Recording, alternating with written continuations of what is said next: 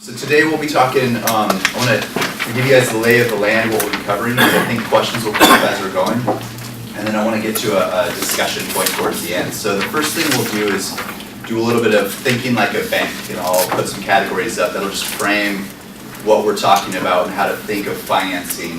And that'll lead into a discussion of what the gaps are, how far traditional lending goes, and where economic development steps in, which will lead us to where the gaps are after those measures are discussed, and that will lead then to specific policy that we passed last legislative session and that we're going to be working on this next session, with the big ask of all of you to get involved by signing up for newsletters and jumping when we send out a hey, your representative could use a nudge in this way. So.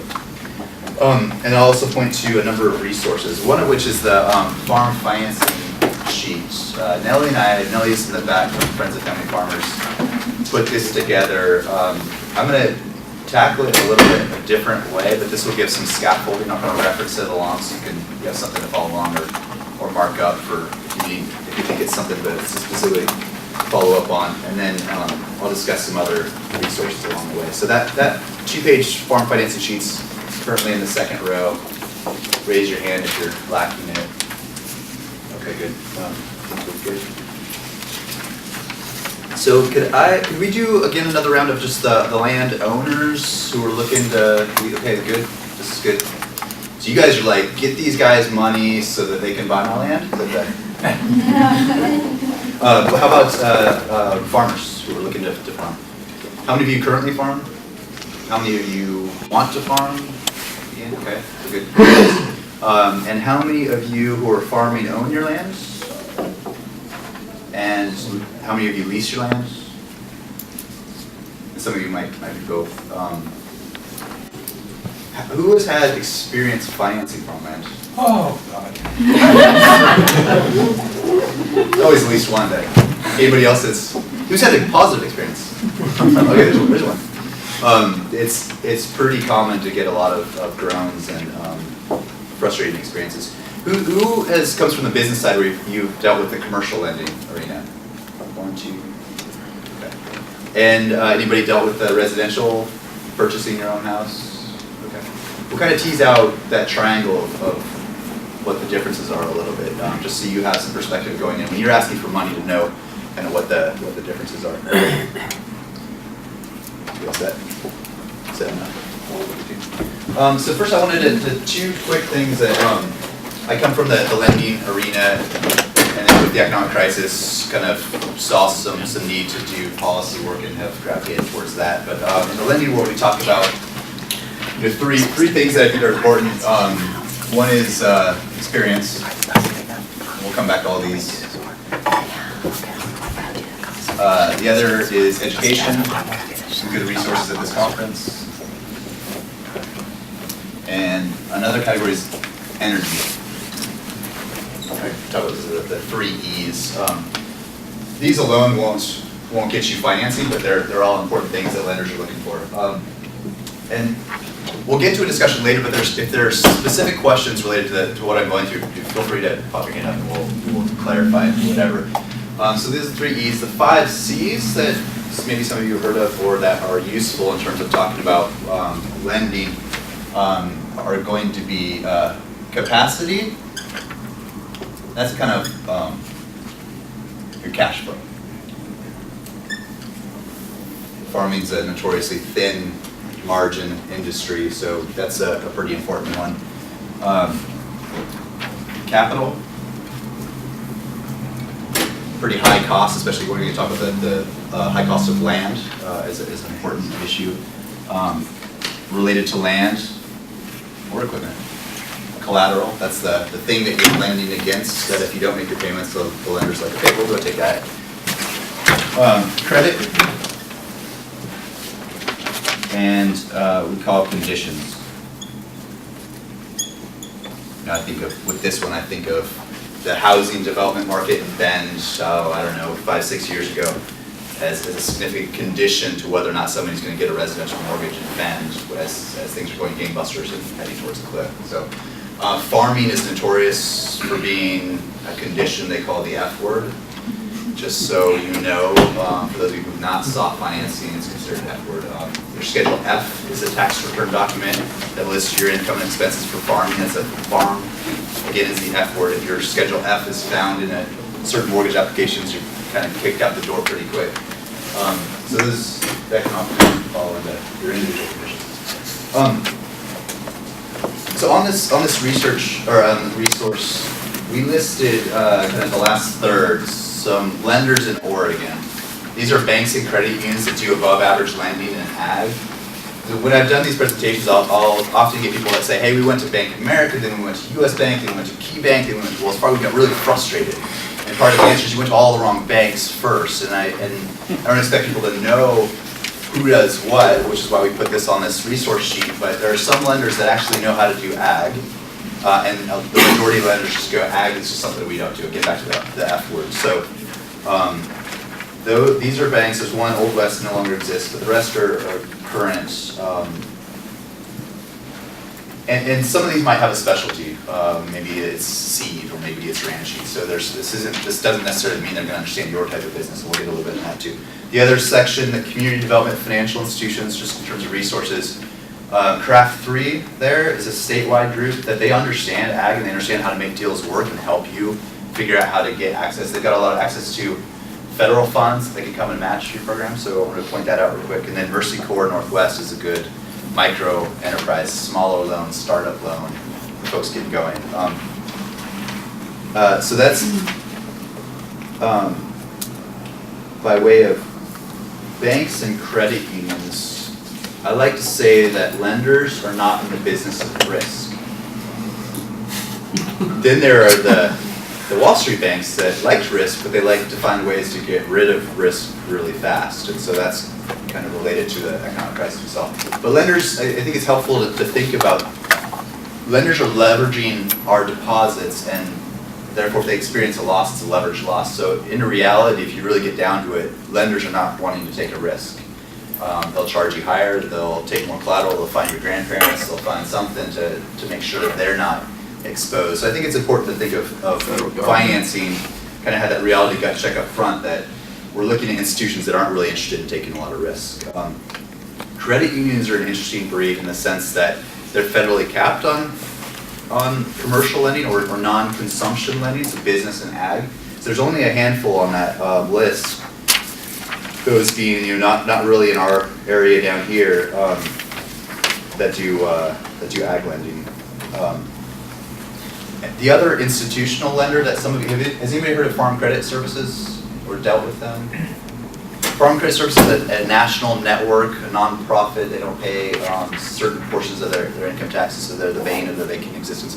But they're somewhat federally subsidized to provide lower rate loans, but the word on the street is they tend to cherry pick the best folks that don't really need financing anyway, and they kind of speed through those pretty quick. So I wanted to mention those. It's a good resource if you have a particularly strong application, which we'll start to get into these categories. Might be a great resource for you. So that's on that kind of conventional side. Are there any questions? I'll just try to see kind of.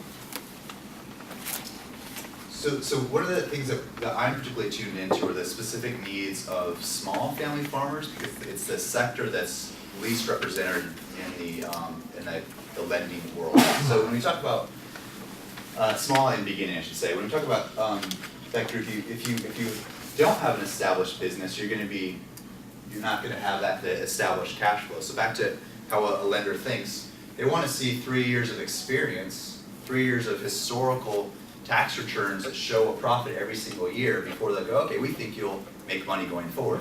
So part of the challenge we've seen, maybe not so much in ag, but in the business world is if you've had a loss in one of the last 3 years, you're now struggling to get financing. So it's a self-fulfilling downward spiral in terms of people getting access to credit. If you've had a loss, then they're like, well, maybe you'll have a loss again, and so they won't give you credit, so then you can't get your business back up to where it needs, and it kind of goes in that way.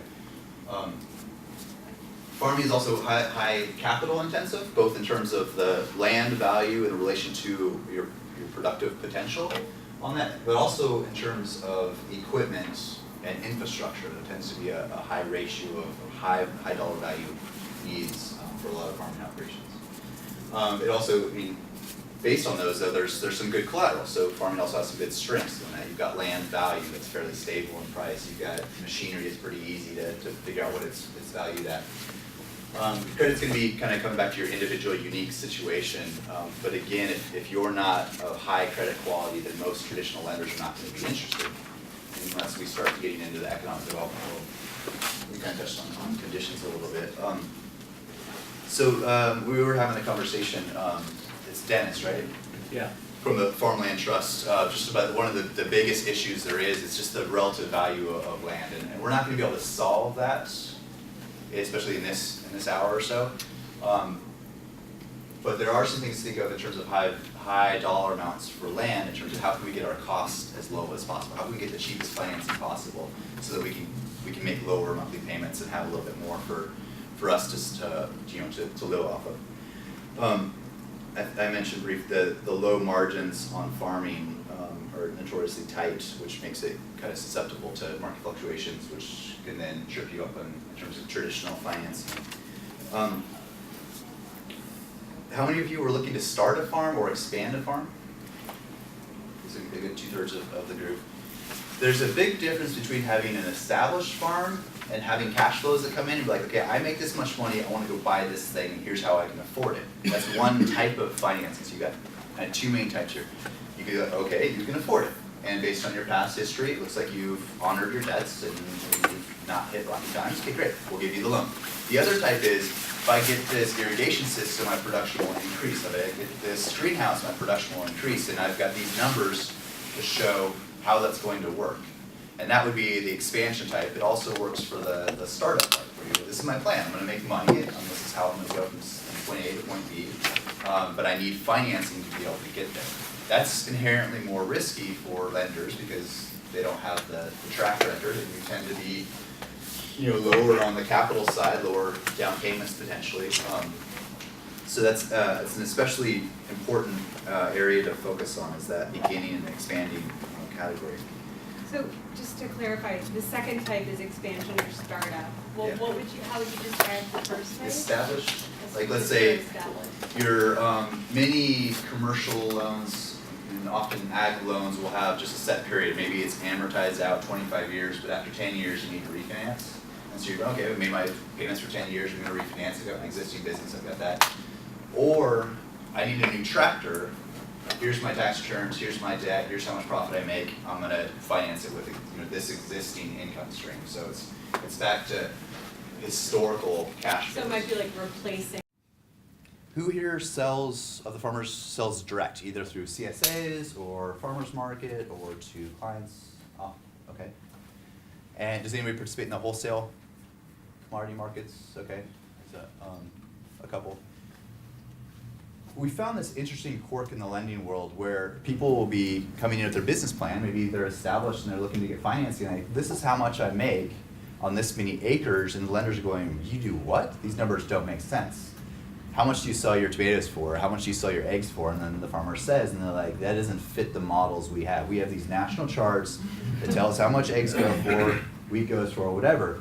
And so you run into this problem of wholesale versus direct as well. So this is not something we're going to have a solution for necessarily, but it's something to keep in mind when you take good records of your business to accurately document where your income is coming from and how you're getting your profits, because the price you can get at a farmer's market or through a CSA is going to be better than you can get in a wholesale market selling to whatever Cisco distributor or whatnot. So that brings us to a big category of record keeping, and that's probably the number one thing I hear from lenders, from bankers, in terms of newer, and by new I mean less than 10 years of farming experience. If you are not taking really good records, the lender is gonna have a lot of questions, and they're gonna dig in more, and they're gonna ask more questions. It's gonna start this kind of spiral towards kind of a nauseating experience of working with a lender.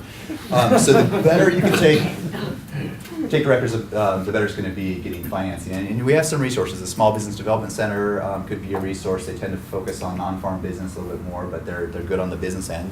I think there's some other resources even at this conference for that. So keep that in the back of your head. Even if you're like totally first day starting out, the more you can keep track of things, the better it will be. Your life will be so much easier going forward.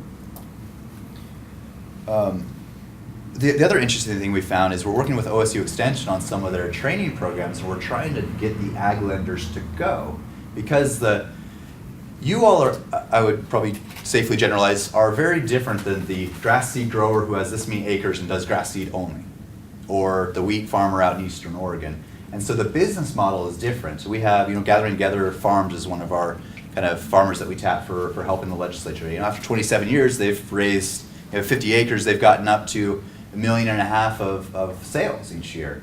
So small acreage doesn't have to mean small revenue, but that model, they've got, I don't know how many different varieties, and they've got like 5 or 6 different integrated business structures and value add and restaurant and farm stand and 9 different farmers markets.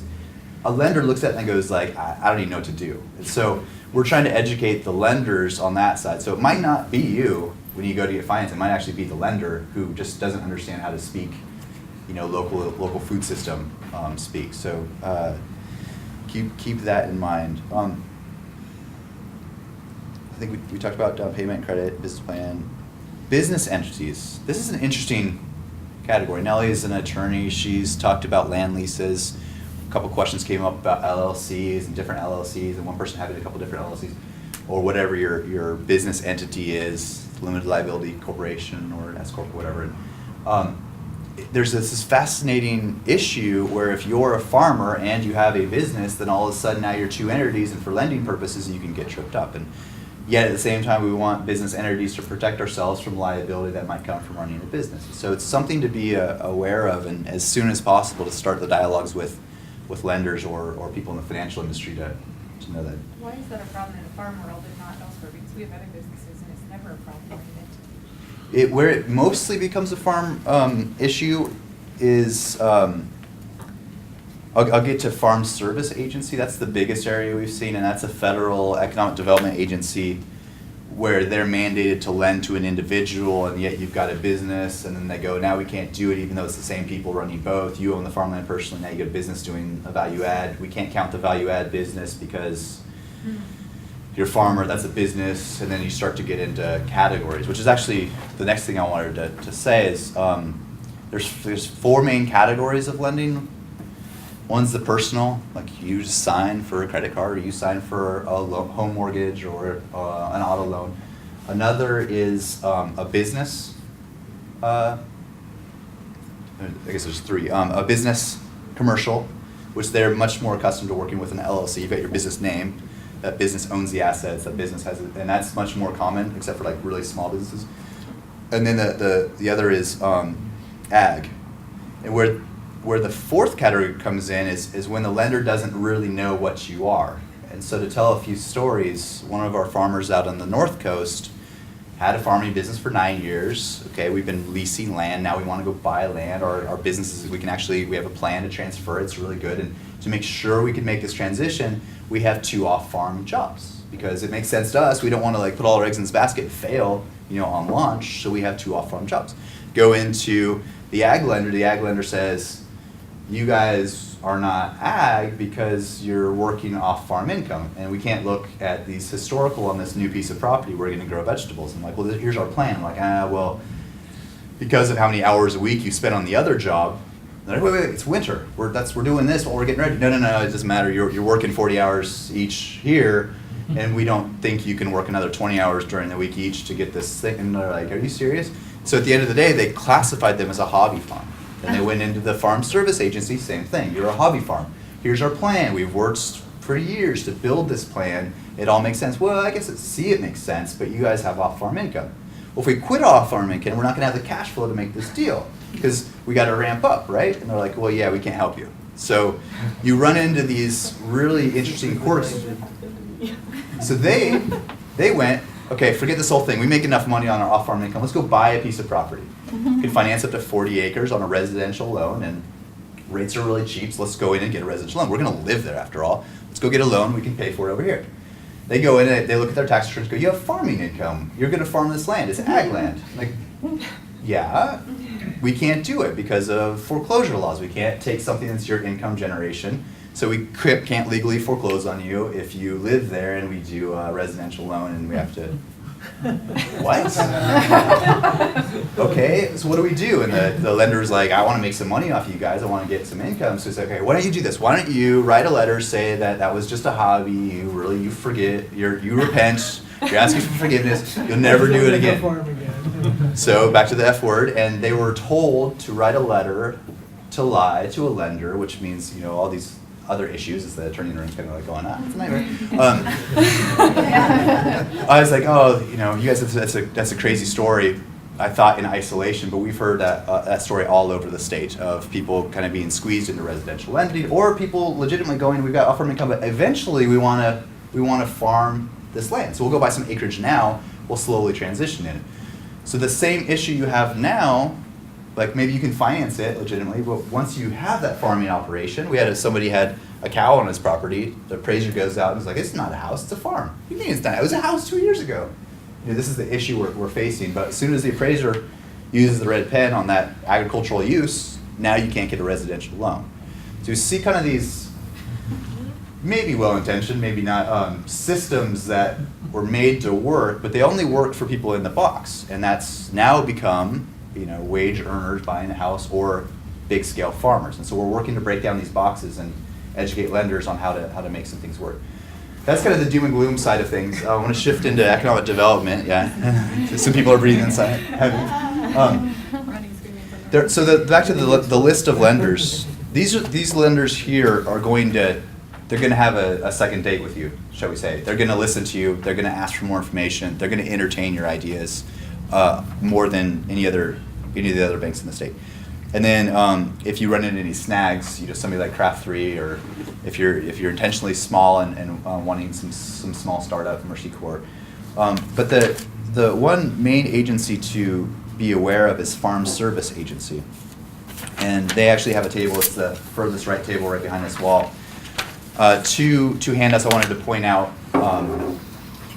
Your Guide to FSA Farm Loans and this loan fact sheet. They've got a few different ones, but the loan fact sheet in particular, and especially kind of the last page kind of gives a matrix of resources. So I'll go over some of the big picture stuff, but more details are right outside. You'll have to rush. I was kidding. There should be plenty. And Joe wasn't able to be here today. His business cards are on that table, so you have a name and phone number if they call him. Yeah, and a lot of the brochures have his card on it. And for the next 3 people who ask questions, you get a calculator. Or if you just What's want a your name? calculator. Did you want a calculator? Because we have to get rid of these. So Farm Service Agency is a federal agency that's set up. Their funding comes through, is tied to the Farm Bill. And has anybody heard the status of the Farm Bill? Silence in the room is adequate. Oh, did you want to? I don't know. I was being facetious, but. No, I want to talk about it. Okay. Basically, it's not done. There's no guarantees. The Farm Service Agency was mandated by Congress to help farmers, especially the smaller and newer farmers, get access to capital. So they've got 3 main programs. One is if you get turned down from everybody else, then you can come to them. They'll want to know you've been turned down, and then they'll, okay, we won't talk to you until you've been turned down. And then we'll look to see if we can give you basically a subsidized loan. It's going to help if you've got, you know, rocky credit. It's going to help if you don't have a lot of down payment. It's going to help if you don't have your 3 years history. So, you know, think Farm Service, I'm getting out, you know, go talk to some lenders, see what can be kind of massaged in your loan package, what can be done, and if you need, think of Farm Service Agency. Why would it help you if you don't have capital? Is your question, why should you get a loan if you don't have capital, or why would it help you? Well, why would it? You said it would help you if you don't have capital. So their programs can go pretty high loan to value. A traditional commercial lender is going to want to see a sizable chunk of down payment. Sizable being anywhere from 15 to 25% down Right. of cash, and they'll take a lot less, as little as 5% down. And in some cases, I've heard you can work it that you can get 100% financing with the overall package of what you get financed for operating capital as well. So that it doesn't eliminate the need for some capital, but it does help in that. The other program they have is what they call a down payment assistance program. I call it a second mortgage because that's kind of what it is. It's your lender, you go to your lender and they go, oh, okay, well, we like you, we think this is good, we'll do up to 50% of the loan, but you need 95. So we'll call Farm Service Agency, they'll do the other 45%, so now we're up to 95% of the value. And it'll be super low interest rate, maybe 1.5%, maybe 2% on that second mortgage. So it kind of brings the whole cost of financing down, but they need a willing bank to lead on that. So that's something to kind of keep in your mind. I think I'm kind of close to conventional, traditional financing. I've got maybe some tight capacity, cash flow or capital, smaller down payment. I'll make sure my lender's thinking about Farm Service Agency in that way. The interesting, then the third category is loan guarantee. So I guess I did these backwards, but you go into your bank and they're like, we like everything, but you're kind of weak on credit. It's a little high for our taste for your farming because we haven't done a lot of loans. Somebody's got 50 different varieties and 3 different marketing channels. So we're willing to do it, but we're going to ask for this loan guarantee. So a little bit higher cost up front, but Farm Service Agency guarantees the loan then. So if you don't make your payment, the bank still gets paid on their portion. So that's a way that the federal government said, okay, we'll let the community banks lead on this and we'll help make it happen. Ends up being a lot cheaper for the federal government because it's not their money out up front, they just cover the losses, and if the bank does a good job, then there shouldn't be losses. So that helps from the bank side when regulators are going, we don't like the types of loans you're doing, well, we've got a guarantee on this so they can kind of get past the regulators. The interesting thing I have found is that I didn't know about until recently was that same Farm Service Agency, this is probably the most relevant thing for this group, can apply to landowners selling on contract to farmers. So if you're a landowner, you're like, well, my neighbor is expanding, could buy this, but I really want to give a young farmer a chance on the land. It's a little bit higher risk to lend to them outright. This is maybe it's an estate trying to do this, maybe it's an individual. To go to Farm Service Agency and get them to guarantee the land contract, and they'll review all the documents and the financials of the farmer and the plan, and now you have this tool that helps the seller sell to somebody that they're really wanting to help out while lessening their risk at the same time. So if that's a concern for the farmer. So that's the loan guarantee side. Those are the 3 main tools that Farm Service Agency has when they have money. So now we don't know what's going to happen. They're out of money right now. We don't know when they're going to have money because the Farm Bill ties their money to the budget. Is there a question? No? Okay. Are there any questions up to that? How do we get money, right? Not the loan money, but how do we say, yeah? I'm stuck back Yeah. on the entity thing. So we currently farm and it is in an entity. We want to expand. Should we take it out of an entity? Are you suggesting that, or is that? No, not necessarily. So where the entity is most problematic is, let's say, I'll use Gathering Together Farms. They have a farm, they produce on their farm, they produce vegetables. They also have a restaurant. If the restaurant's in a separate entity, that's a separate commercial business, the financials globally might make sense, but now the farm doesn't stand on its own. So the lender's like, if it's FSA, they're going, the farm portion, which is tied to you personally, is not. In your case, I'm gonna, mostly, I shouldn't be like, scaring people, but in most cases, they're gonna just say, okay, here's your LLC, but back to collateral, we think that the value is this much, a lot of your value is imperishable, whatever, so we're gonna ask you to sign a personal guarantee on that. So you're personally responsible for the loan. Some commercial loans can get away with that, and the business signs for it. The business goes out and bankrupt, and your personal savings are not touched. Most farming loans they're gonna look through and find you. So in your case, you probably have that for tax reasons or for protection reasons or some other reason. So when you start getting layers of business, or especially value add, that especially the agencies, farm services, they're mandated. They can't, even if it's common sense, they can't look through it. So what about those of us who are starting? We don't have a lot of money, but we want to save money to be able to get to that down payment, or to get our first piece of equipment because we're leasing from somebody. Something that everyone should be aware of, whether for yourself or somebody are the individual development accounts. And there's some information on the back side, the top. So if you forget everything I say, there's some resources there. These are federally funded programs where you go and you work with a nonprofit and you put together a plan, you say, I'll save some money, and then you get dollars that match it. And there's some programs we listed here that are 3-to-1 matches. So you can accelerate your early stage savings 3-to-1, up to, in some groups, $12,000 or whatever. So it's a fairly quick way to get that first chunk of capital. And then with a plan, you use that to leverage into to the next thing.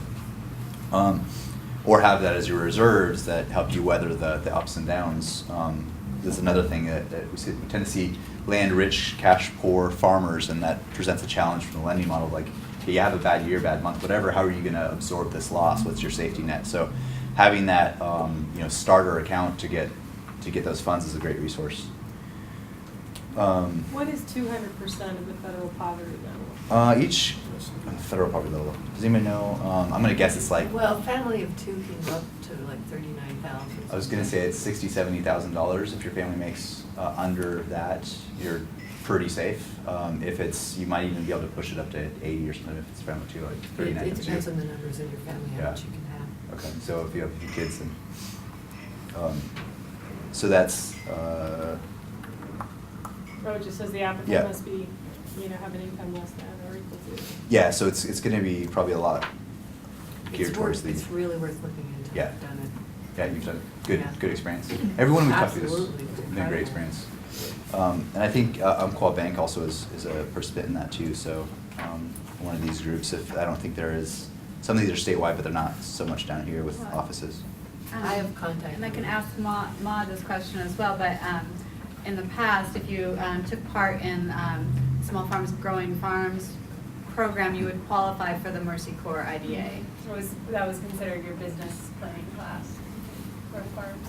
Some of the things that are very practical that we want to do anyway can then make you eligible for these federal programs to get free dollars. So it's, be thinking about what comes along as a gift with some of these training programs that we have access to. And that's another one that runs out of money too, so I don't know. Yeah. Whether the IDAs always have money. They can be used for expansion as well as startup.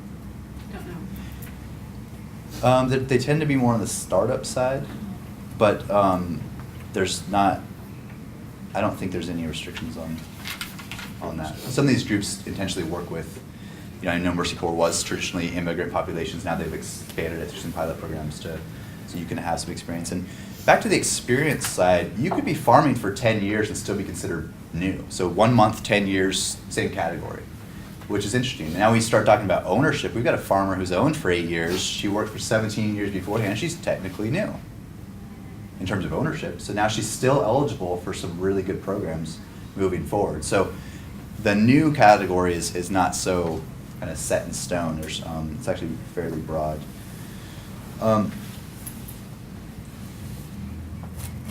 In terms of resources, in addition to this handout, Friends of Family Farmers on their resources tab, I cut and pasted this, I don't know, 7 pages. Everything from record keeping through government programs, through these IDAs, with links to the actual websites. So this is the in-depth version of this handout. So check that and come back to it as a resource. There's the FSA literature outside. And I think some of the other OSU is obviously a great place to connect with folks. I wanted to now shift gears and then into the future, and then have some discussion on some of the stuff. So Oregon the state of Oregon now I'm talking about, has helped develop the markets around the state. We all know that, right? We're kind of like, yay, we're doing a good job, decent job at least, getting markets out in our communities, right? It seems to me from my vantage point that the state's like, if you can make it on your own that far to actually have a product to sell, we'll develop the markets for you. We'll help with that end of it. But Oregon is one of a few states, a handful of states, that has zero economic development specifically for farmers, specifically for small family farmers as well. There are 38 states that have developed departments that actually have staff people who know financing that do that help with state dollars. So we do have access to federal or the Farm Service Agency, but But that's the federal level. You know, they have dollars today, not tomorrow. You know, that's not reliable. But we're one of the few states at the zero at the state level. We'd like to change that, and we invite your help in helping us. One of the things that we did, and when I say we, there's a number of coalitions on that. Friends of Family Farmers is part of a couple of the coalitions. Oregon Grows Partnership, which Thrive is a part of, and we're getting technical assistance from some of the small farms folks at OSU, and Thousand Friends is a member of. So this room is connected quite a few ways to the coalition that's working on these issues. We passed the Oregon Investment Act last session, which gave us a board and a mandate to start cleaning up economic development across the state and to think through what are the specific gaps and how do we coordinate more capital to these. And it's been astonishing to me that we could continue in this trend of defining business as non-farm business. And I don't know, do you guys feel like you're in business when you're farming? It kind of seems like you both have a business and a farm and a whole bunch of other responsibilities. So it's to be slighted in that way of when we talk about business at the economic development level, we the state mean non-farm business. It's frustrating. And so we've been at the table negotiating, fighting, arguing for words like family farmers to be included in state legislation around economic development. Only to see that wiped off the table last minute. But we did get legislation passed that created a board that's now cleaning this stuff up. So the Oregon Growth Board, and anybody wants to talk specifics about that, it's a good board, and it's going to do some good things on economic development, and they have now on record identified that family farmers, lo and behold, have no access to capital outside of traditional lending and farm service, which is sometimes here, sometimes not. And so now there's mandate to start moving into that, which is good. So that the next step, and that's kind of ongoing work, we'll have some legislation related to that this next session. The next step, though, we have a request of Business Oregon, the main economic development agency of the state, to say, okay, you've been doing non-farm business. We want it to include farming in business. Will you now do that? They've got 4 programs, back to your 2-page handout. First page, second group, state general financing resources. These 4 categories are what Business Oregon, the main economic development agency of the state, could apply to farmers. But you go ask them, have you ever done a farm? No. Okay, why not? Well, we haven't reached out there. It's a capacity issue. They know what they know. They're in the valley, in the urban areas, and they haven't been able to reach out to farmers. And so I'm speaking to the advocates in the room, and I'm speaking to the farmers. One of you all could be the first to actually use these state dollars that are sitting there not being used for your farm. So that would be great. But the programs aren't going to be moved out by themselves, and even if you apply, we're back to the same thing. Does the person who's used to doing a $10 million industrial deal, are they going to understand your business model, your business plan, or your resources? Probably not. I mean, I know the guys, and they're great guys. They're not trained in this, so there's still this issue. So one of our asks is you need to staff this agency with somebody who understands farm lending that can get these tools out into the street. But rather than just making an ask and making a demand, we're also saying let's add one program that we see in 18 different states or 17 states that's been effective at lowering the cost of financing for small and beginning farmers. That's the Aggie Bond program. It's, where is it? It's somewhere. Is it on the 3rd section? Yeah. Yes, state finance resources, what other states are doing. The second line is the Aggie Bond program. It's a pretty innovative program because it uses federal dollars at no cost to the state to lower the cost of financing for smaller and newer farmers. And what do I mean by that? Smaller or newer means if you've farmed for less than 10 years. And smaller means if you've owned less than 30% of the median. So out in Eastern Oregon, you could have 800 acres and have farmed for 80 years and be considered a small farmer if you're looking to expand. You're still eligible for the maximum dollar amount. In the metro areas, the Tri-Counties up where I live, if you farm 15 acres, so back to my farmer who got the residential loan, but now is like, uh-oh, we can't refinance because now we're farming. She could expand and use this program and get, take her commercial loan rates down to residential loan rates because this program is available for expanding because she has 10 acres, she wants to double that. So this is a federal program that gives a tax break to banks when they lend to the people we want them to lend to, smaller and newer farmers. So it's free dollars. Oregon's leaving on the table.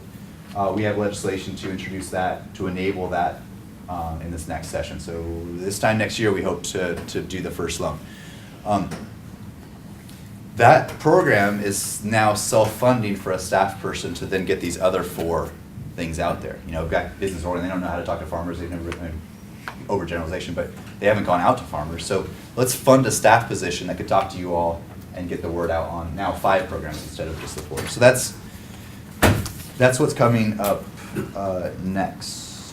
One thing I might add about the Ag Farms program is that, although it doesn't really get your foot in the door, it lowers the cost of your interest rate, it lowers the cost of lending. It doesn't necessarily get you that loan in the first place. However, that combines with the loan guarantee and the loan loss reserve account that are already offered by Business Oregon. Those in combination could get your foot in the door and then lower the cost of your loan. And when FSA comes back, think of your 50%. So when you say for the rest of the Fannie Mae loan would be a residential mortgage where they go, well, you're a farmer, so instead of getting 4%, we're going to jack it up to 6, 7, 8. 7.5%, 8%. Yeah. So this program, it doesn't close the gap entirely, but it gets you closer. And if rates go up in the future, you know, up to 8, 9, 10%, you know, that'll continue to pressure it lower. At the end of the day, this loan, I did start a little high on this. We've been seeing loans in the 3.5%. So your whole loan, if you average it out, the whole loan is costing like 3.5%. When you use the FSA plus the community bank. So that's more like if you get a 6.5% cut. Sorry to do math for this time of day, but and even my math doesn't work out. That's on the farmland purchase. The other benefit of this program is that we can finance equipment and improvements and breeding livestock now at this lower rate.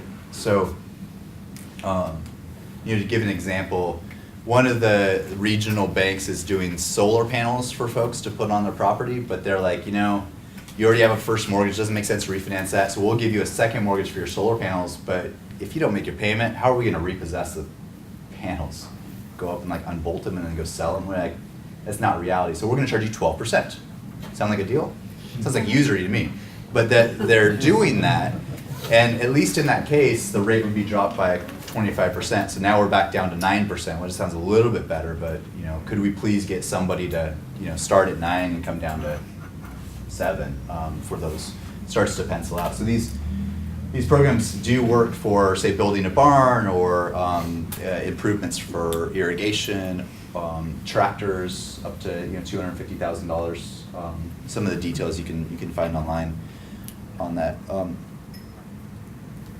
So we think it'll be helpful in terms of staffing somebody finally to start being in the dialogue. Let's get the money out there. It's just sitting on the sidelines. It's available. State dollars allocated for business development in Oregon. Tap into federal dollars that are being left on the table, and then start the conversation of what else do we need? Do we need, like Iowa has, a beginning farmer tax credit where farmer goes, I could lease to my neighbor and they could expand, or I could lease to this younger farmer that I really want to invest in, and give them a tax incentive to do the new farmer. It's been very successful in Iowa and in helping farmers be able to get on the land. Or, you know, heaven forbid, we actually go towards like North Dakota, which has the most economic development programs of any state in the nation. They've got 13 different ways they slice things. Every time they hear something going on in the ag world, they go, how can we help? And they've got loans down at 1% for farm. They're like, forget the Aggie Bond stuff, forget farm service agents. We just do 1% loans for new farmers. 25-year, 1% loans, just because we want new farmers to own their land. You know, they've got their own bank, so they've kind of thought long-term in terms of how to finance and generate revenues to pay for that. You know, there's no reason we couldn't do something similar here if we had a revenue stream to fund it. You know, so there's a whole spectrum of other states that we're learning from that are doing good things, and we are hoping with your help. And actually, Nellie has a sign-up sheet. It's kind of the only way I could think of to stay in touch with what's coming up during the session, how to get involved. So if you don't mind passing that around, that'd be great. Now I want to open it up for questions, because that can either be where we lose people, or it could be where people really learn from each other's perspective. One thing I've noticed in the past is that people dive into their unique particulars. It's just, that's what you feel, it's what you know. So I would encourage like to think of how to frame it in a way that might cover more people. And then I'll do my part to try to take your question and generalize it into something that affects a wider array, even if it's your specific unique situation. And if there's anything unique or sensitive, you just want to talk to me afterwards, I'll be available. I'll be here all day. So, are there any questions, or did I? Well, grant money. Grant money. On the website for sure, there's some good links.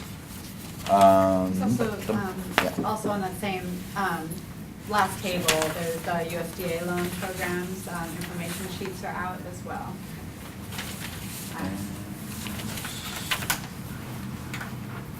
Yeah, there's, I'm not up to speed on the grants associated with conservation or on different invasive species, or I've known people who've like got a whole livestock breeding operation going by getting an invasive species grant to take care of noxious weeds, and now they've got all these goats, and now they're milking, or they're, creative things like that. You don't happen to know who that was through? I don't.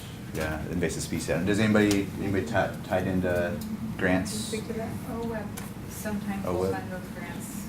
You can only apply for OWEB through, in this area, Watershed Council, Soil and Water District, or Tribe. Oregon Water. Oregon Watershed Enhancement Board. OWEB.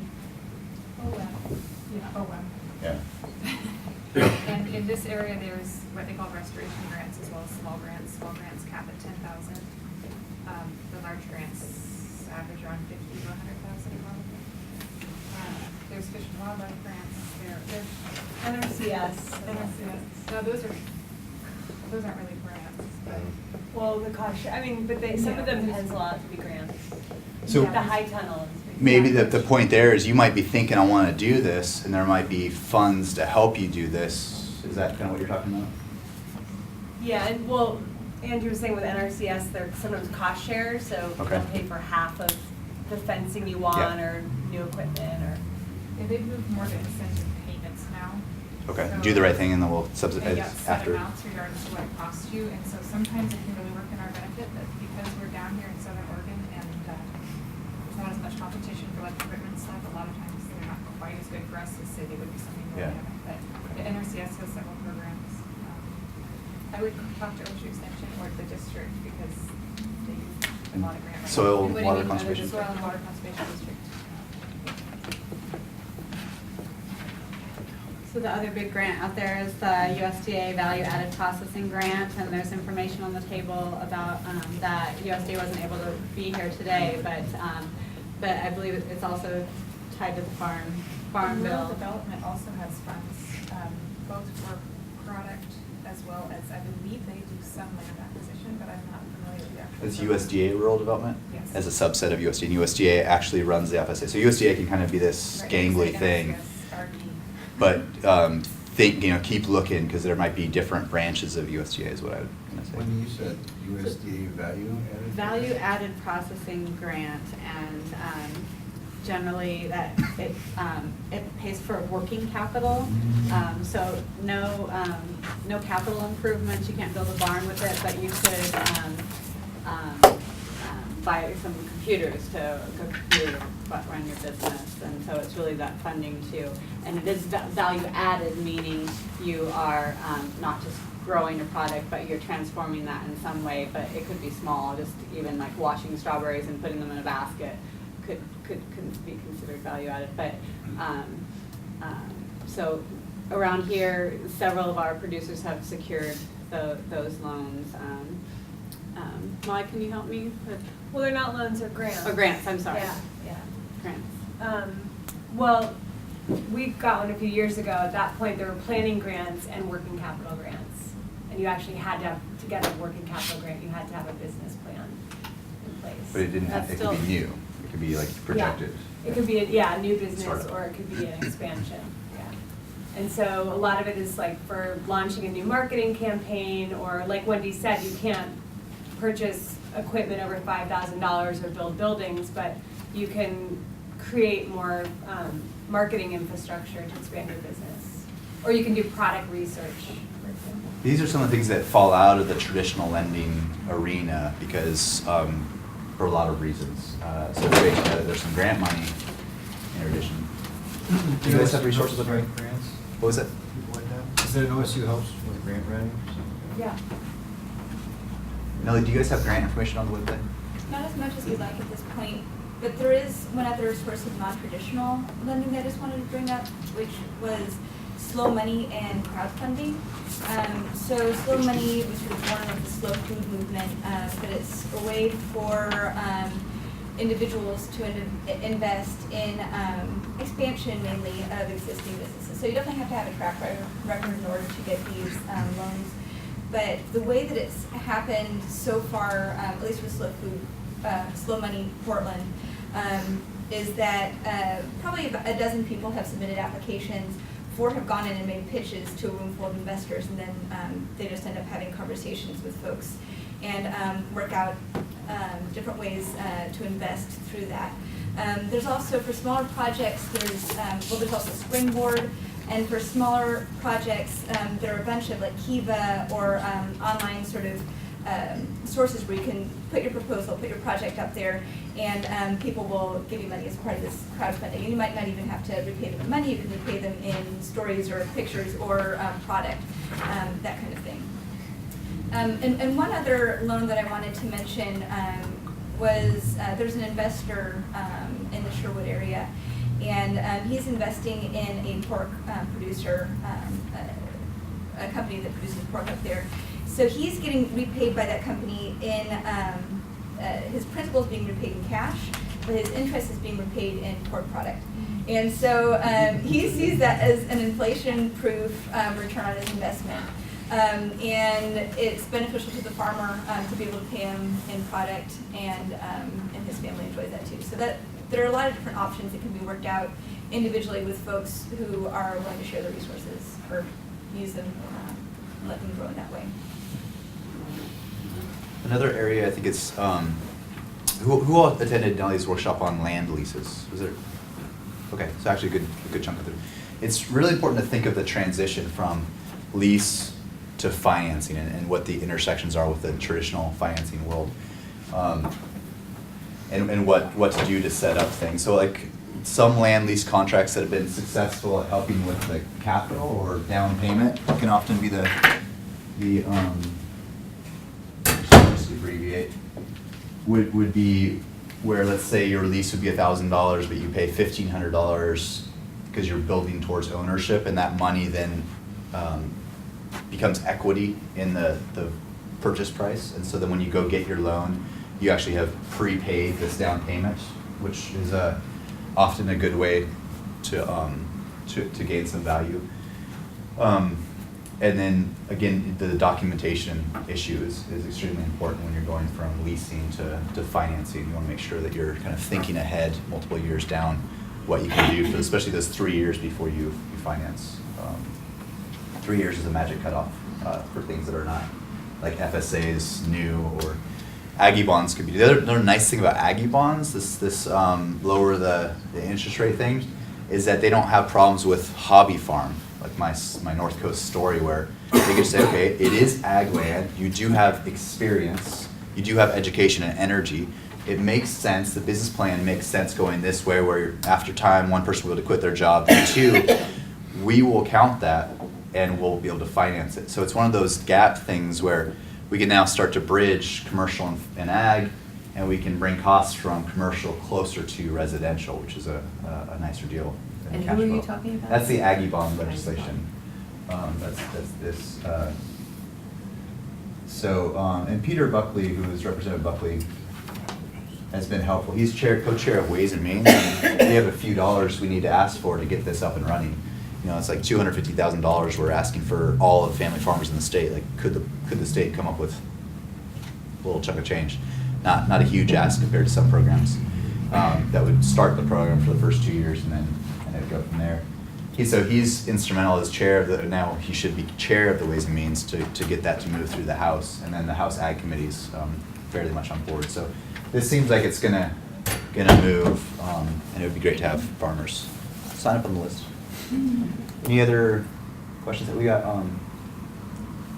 with 20 minutes more. Because you all have a wealth of resources I wanted to get to too. I think it's kind of popped up in the grants. Primarily it's on the web, the 7 pages of resources. It doesn't move you through so much of like, here are the questions, here's how to figure out where you're at and what to do next. We'd like to develop that. Nellie, do you want to add? Is there a resource that can help a farmer with that? Did we put that on here? So the gray box on the bottom of the second side, there's a few. Finance for Food, the book at the very bottom, is supposed to be out. I don't know if anybody's got a smartphone, can Google it. Elizabeth Yu is her name. That's going to be a great resource on the full spectrum. She's going to be looking a lot of this creative stuff, like the restaurant in San Francisco that raised all their funds and said, you give us this much money, you get a meal a week for this many years. I mean, they thought ahead, they built their own clientele because now I'm an owner of this company. Will you come with me? And one meal gets paid for, and restaurants are kind of a 50% markup on. So now they're breaking even on those 2 meals, and it's like brilliant. They didn't lose any money on that investment, and now the investor is invested. So it's a little different than what you all are doing, but she's going to be documenting. She has been documenting a lot of these creative strategies. Wendy, can you talk about what Bolton and Sons did? Because they had their Kickstarter. It was Kickstarter, right? Yeah. So this was a rancher that wanted to start a retail butcher shop in Ashland, and and I'm not familiar with their total financing package, but they did raise, they put out on Kickstarter needing $10,000 to actually open their doors, and so that was raised through various levels from $5 to $500, I think, was their highest investor, and Kickstarter takes a percentage, but there was actually no repayment, so they were asking for people to gift, and you got like a tasting dinner and your name on the wall, but especially within that food arena, I mean, people want to feel connected to you as farmers and farm businesses, so you're telling that story, and more people like that are wanting to invest in their community to have that resource in the future. And so there were enough people in and around Ashland that saw that a retail butcher shop was something that they wanted in their town, that they donated money, and so it was pretty amazing because they had a fast turnaround. It was like 3 weeks. Yeah. Or it was very fast. They used a lot of web, internet, a lot of social media, just to kind of get the buzz about it. I was really impressed with it, and I think that is a little YouTube video or something, or I think there is a video on the Kickstarter format, and I don't know all the details of Kickstarter, but if you don't meet your fundraising goal, then people aren't charged. So it's you don't get any money back. You don't get any of your money if you don't. Yeah. Right. But there are some that you can get. Whatever. Like Indiegogo does it, and they'll take 9% instead of 5% if you don't reach your goal, so you can still get some. And it's kind of a safe part of that. The idea is a safety for like my $100 or whatever. I don't have to pay it unless I know it's going to be successful. It's not just going to be a $100 gift to a farmer who doesn't get to do whatever. So it's kind of innovative in that way. Another, wait. I'll just put out one other idea that's sort of similar along those lines. This is a farm that had CSA shares, they sold meat and milk, and they wanted to put up a barn. And so they asked, they put the word out to their CSA members that they were looking for a loan, that they were going to repay it, and they said the interest rate and everything like that. And I'm not going to say the name because it's sort of illegal, but I'm just going to put it out there as something that people have done. There's some gray areas in the legality of Is it legal to ask your business or your people you do business with for a loan? Because I think, do you have to be FDIC insured in order to, or is it? So It's the investors need to be accredited. So you can ask your friends for money, but you can't ask the general public to invest in your business unless they're an accredited investor. your question was slightly different, and I think you're going to talk about something new.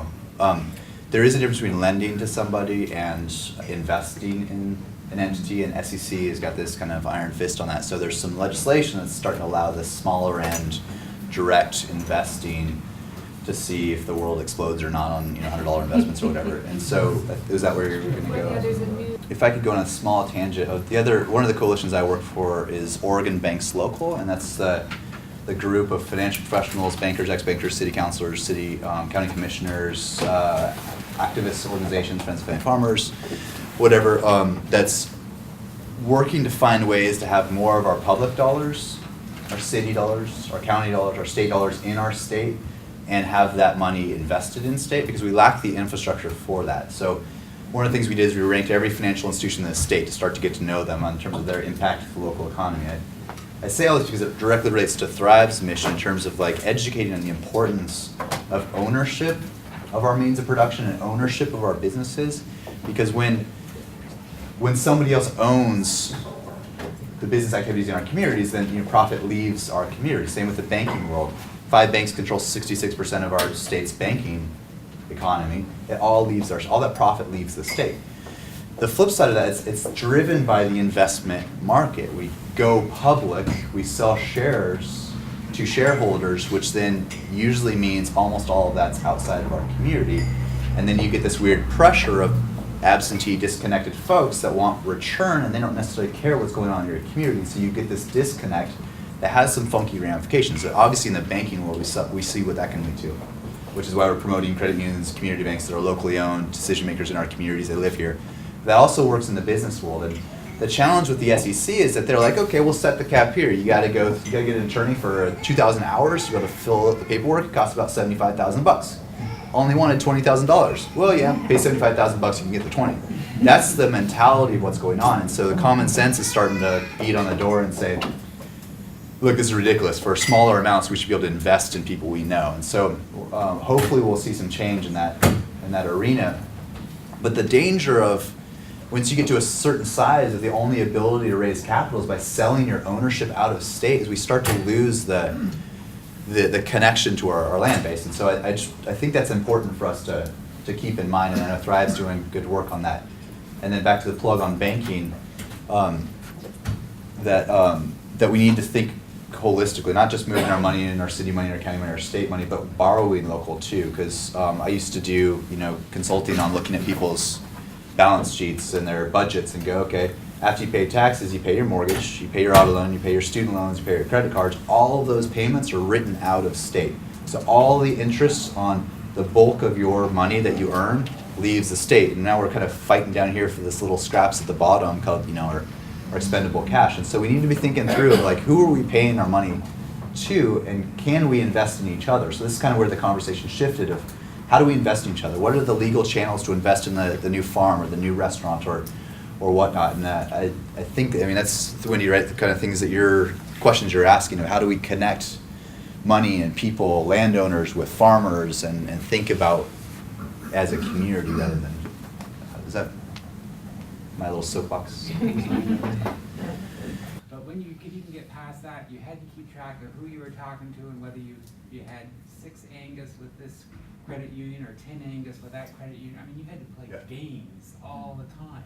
And I've never been through this before because I've always been sort of on the residential end of lending. So is there, I don't know how you guide people through this maze, but it really is, it is an amazing event having to run through it. Gordian knot or Yeah, how to keep track of the lies that you have to tell.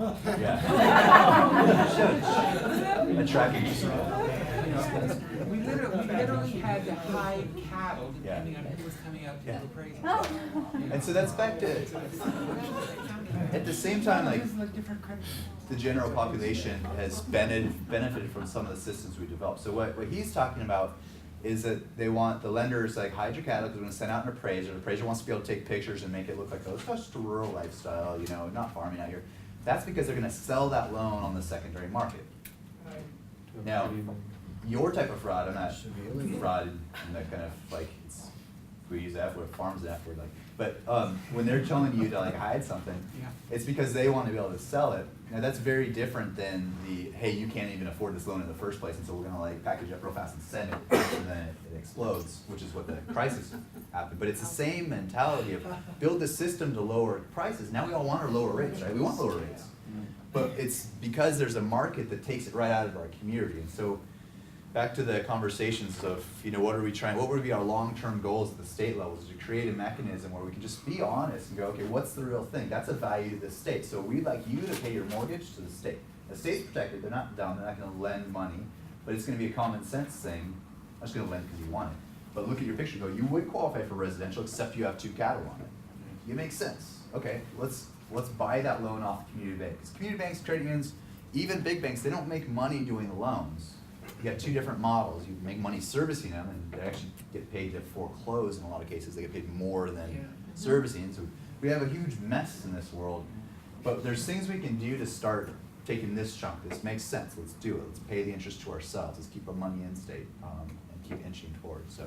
What are the chances that, oh, sorry, go ahead. I just want to add to call you out on something, you just sort of made a Freudian slip, and you said that farming's an F word.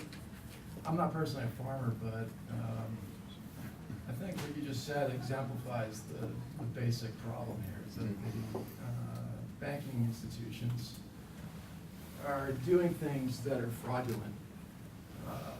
The dynamic that you just described is actually called predatory lending. You're asking somebody to lie to get a loan so that they can go and turn it around and sell it. Yeah, in this case, he gets the net benefit. The bank's able to make some money on it. Yeah, no, The he end doesn't get the net investor benefit is because he's actually breaking the law because the lender is requiring him to get the money. So that the lender can then go and take that loan and sell it to a secondary market. Yeah. Yeah, that's Yeah. illegal. That's fraud. It is. That's why I said that's I would. That's fraud on your part, though. Fraud on my Yeah. what do you on Because me you're personally, or- asking, in order for him to get the loan, Yeah. you're saying that he's gotta break the law, he's gotta misrepresent No, something. that's what his lenders have told him to do. Yeah. I mean, I'm not a lender, so. No, I'm just saying, you yes. as the spokesperson for the. Yeah.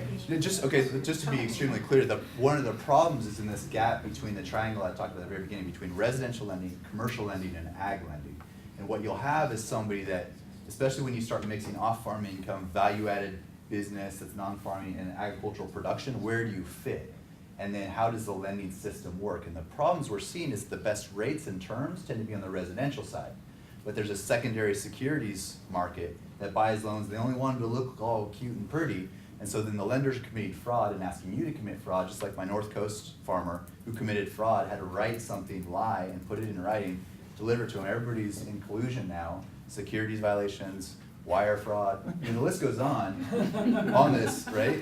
Business as usual. And in the banking world, and yet the only other option she had was double the rate to do a commercial loan, and FSA called her a hobby farmer. So it was like, it's illegal. And just to be clear, we're not advocating breaking the law. I'm trying to explain how some of the pressures are causing farmers to get into really bad situations where there's no good answer. What are the chances of Oregon doing a state bank? So, just a little context on the question, North Dakota is the only state that has a state bank. All the state's monies are deposited in state, and they find ways to partner with local community banks. They've got more community banks per capita and credit unions than any other state. We would have to have 500 community banks to match them in terms of their diversity of financial systems. They make a lot of money doing that then goes right back into economic development. So why do they have the most number of programs? Because they make $70 million and they plow $10 more million into loan guarantees for farmers, or interest rate buy downs for first time farmers, or whatever they need. The question is, what's the prospect of Oregon having something like that? I think we're a ways off from that. It's been politicized in many ways. The banking community has kind of been, they speak with one voice. The 3 lobbyists that work for the Oregon Bankers Association are paid, 80% of the wages are paid by 5 banks. You can figure out which banks they are. They are on the headlines all the time. So those lobbyists have a vested motivation to make sure that the community banks don't benefit. It's sad to say. So that I talk to community banks to find out how they're kind of like misled or disinformation. That's on the politics side of it. We've made steps towards what I would call the 3 principles of the state bank: keeping Oregon money in Oregon, finding ways to invest more Oregon money in Oregon, and then supporting the local financial system so that it's resilient, because a resilient local financial system means loans to small business and family farmers. They do the lion's share of lending to small business and family farmers, even with a sliver of resources nationally. So the Oregon Growth Board that was passed is a step towards that. We will have some legislation this next session that will bring a little bit of money outside of Wall Street banks and into partnership with community. Oregon has $1 billion in a short-term fund invested in Koch brothers, and not to give these a boogeyman term, whatever. Koch brothers that make money when they disassemble paper mills and send them to China. Citibank, Chase, Goldman Sachs, you know, all these institutions that are extracting money out of our communities, either through fraudulent practices or whatnot. We're funding them, we're giving our money to them because we don't have the infrastructure to do that locally. So it's a slow process, but we're trying to work on it. You know, in Canada, there's a ethnically based community lender, and it's real interesting. They have a mortgage where 50% of your payment goes directly to principal from day one. And you can imagine how quickly you pay down your mortgage at that rate. Wouldn't that be wonderful if somebody could bring that kind of thinking to this environment? I would just get rid of interest in the first place, you have a free currency that doesn't cost us money. Yeah, but if you can imagine 50% of your payment going directly to principal from day one, hell of a deal. But it was ethnically based. Do you know? It was actually the Ukrainian credit union. So do you know if who's providing is it the borrower paying down that fast? Like, so Yes, instead of a 30-year loan, you get a 5-year loan? And the idea was the Ukrainians in Canada wanted to support their own community. So they're helping each other. They're helping pay down. each other. Yeah. And nobody had a mortgage that lasted more than 10 years. It doesn't matter what you were borrowing. You borrow $1 million to build a restaurant, and you still had it then paid off in 10 years. And it just So that's an example of a hybrid, interest-based, step-based with community investment, trying to figure out how to help each other out. The interest component is, you know, we don't create the interest in our community, so either the economy has to grow or somebody's got to lose. I mean, that's the double-edged sword of the interest component. But I think to your point, like the more ways we can invest in each other and pay each other back from the fruits of our labor, the stronger our communities are. And this is an example of an ethnic community being intentional about that. Should we wrap a few minutes earlier, or is there any other questions? You know, this reminds me of, you know, a film I saw a long time ago, you know, the guy who went over, his economic development guy from Harvard or whatever, and he goes over to some little Indian community in India, you know, and he makes the $1 loan to the lady so she can buy her raw materials, not from the scalper, but, you know, and that starts the whole ball rolling, and then pretty soon they're lending to each other. They've got the women who are the crafters, or, you know, and it's like, if this community could pull enough resources to loan to one farmer, So and that part of that payback is that goes back in and gets plowed in. Next, and pretty soon you have, you know, a farmer-run banking system, like the range idea, how to get out from under a usurious system. So he's referencing Eunice's Grameen Bank, and he received a Nobel Prize for setting up this model. Small loans are administratively burdensome. You think of like, this is why banks favor loans over $300,000 or $500,000, because the same amount of time to underwrite $1 million loan is a $100,000 loan. Make a lot more money over the long term on the big loan. Now you start to get into the $1,000 loans or the $5 loans, and like who's going to administer that? It's the mechanics get pretty weird, which is why the market hasn't solved this. You've got Mercy Corps Northwest is one of the better institutions that's lending out. They're still at 8% if you get a good loan, which is high. Grameen is like up to, you know, in some areas up to 18% on your mortgage or your money. It might be small, so 18% on a dollar might be in aggregate less for you to experience, but that's a very high interest rate for your money. So the question is, can you pull together your community that people invest their time instead of having to make a living off of administering loans, and figure out a way to lend to each other, whether there's interest, whether there's repayment in pork, or whatever it is, whether you put that money back into a pool that helps people pay off their debt faster. I mean, that can be done